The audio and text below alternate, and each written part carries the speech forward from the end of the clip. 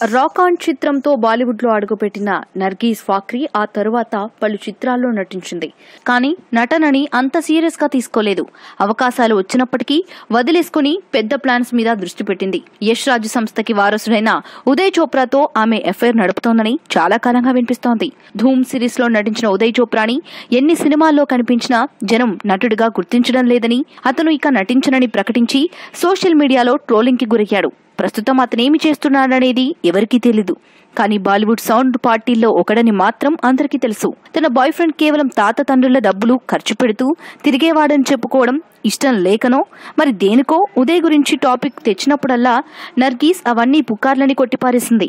అయితే ఉదయ్తో విదేశీ టూర్ వేసి వస్తూ ఎయిర్పోర్ట్ లో ఫోటోగ్రాఫర్లకు దొరికేసింది. ముందు ఉదయ్ చోప్రా నవ్వుకుంటూ వెళ్తుంటే చోరీ చేసి పోలీసులకు దొరికిపోయిన నేరస్తురాలిగా ముఖం చున్నీతో కప్పేసుకుని ఫోటోగ్రాఫర్లని తప్పించుకోవాలని చూసింది. అయితే ఈ మధ్య తన హెయిర్ స్టైల్ ని మార్చుకోవడంతో దానిని మాత్రం దాచలేక దొరికేసింది. అయినా బాయ్ ఫ్రెండ్ తో బయటకు వెళ్లి రావటానికి కూడా ముఖం కప్పుకు తిరిగేంత తప్పు అని భావిస్తున్నప్పుడు అతడితో అఫైర్ పెట్టుకోవడం దేనికో. ఈ వీడియోపై మీ విలువైన కామెంట్స్ ని మాతో షేర్ చేసుకోండి. అండ్ ఇంకో విషయం, సబ్స్క్రైబ్ చేయడం మర్చిపోకండి.